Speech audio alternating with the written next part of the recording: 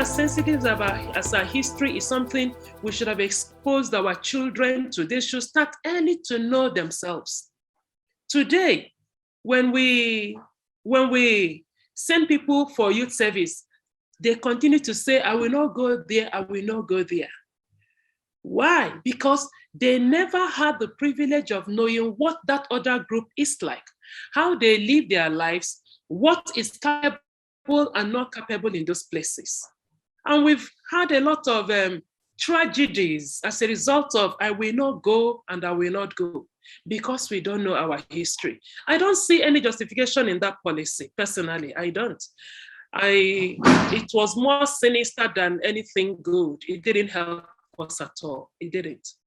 And before we can correct the damage, it will take time. Yeah, that is what we always do. We destroy ourselves and we take generation after generation to fix it. All right, now, going back to our history again, going back to because as a people, we did not start in 1960. We've been living for thousands of years. I always say this. Now, the Benin built the wall that is reverent in the whole of human history. Do you know that I am from the state where that wall is? And I was not told. I didn't know anything about it until I have left Nigeria. That was when I heard for the first time that there was something called the Benin Wall. How could they do that to me? That is supposed to be my heritage. Okay, now, in our tradition, in various African traditions, we don't play with history. How do I know this? Let's go back to our tradition. We usually have storytellers, people who tell their history, who say this is the war we have fought with our neighboring community. This community, you don't go there, they are our enemy because they have done this and done that and done that. That is history. They will tell you, in this other neighboring village or in this other kingdom, we have been friends because we have done this and done that and done that. This is history. Okay, in most of the cases, if we speak from village setting, our history is not also left untold. Our history has always been told. Why is it now that in a Republican style, when we have administration over this entity of a place, of a people, that aspect of it had to be removed? Why was it not contested that we have always known about our past? Because now, currently speaking, we need to ask the Europeans what has been our history. I read actually from what has been documented from Europeans about Benin War. This is my history, which I have to learn from other people.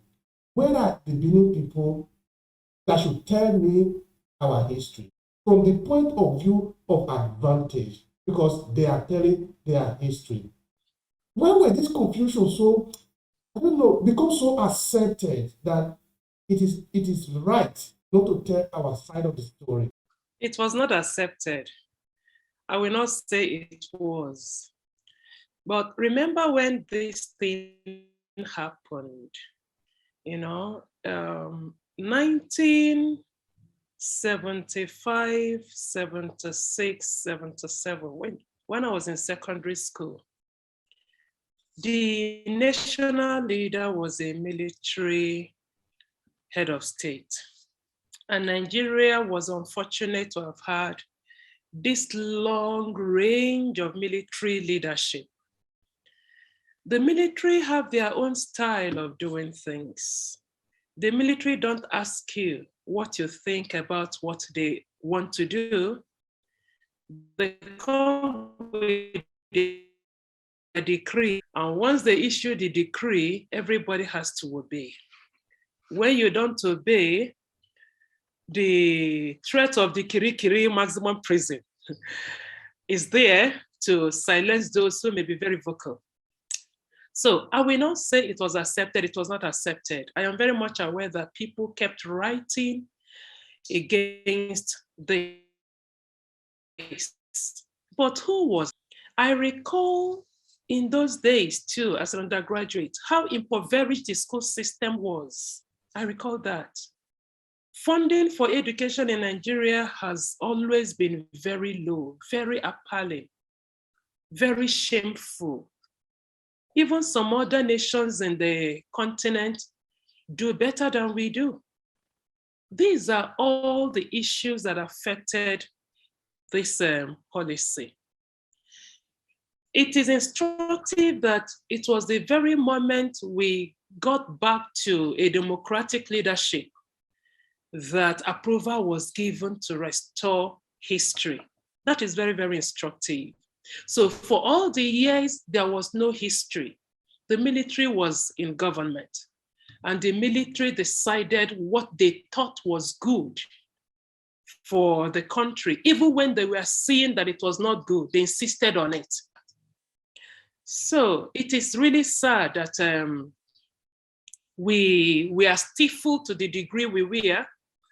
Our historians left the country. I know my teachers that left during my undergraduate days, they left the country, they went to the West, and they became renowned historians over there, discussing other issues. They went elsewhere and they championed the histories of other places, not our own.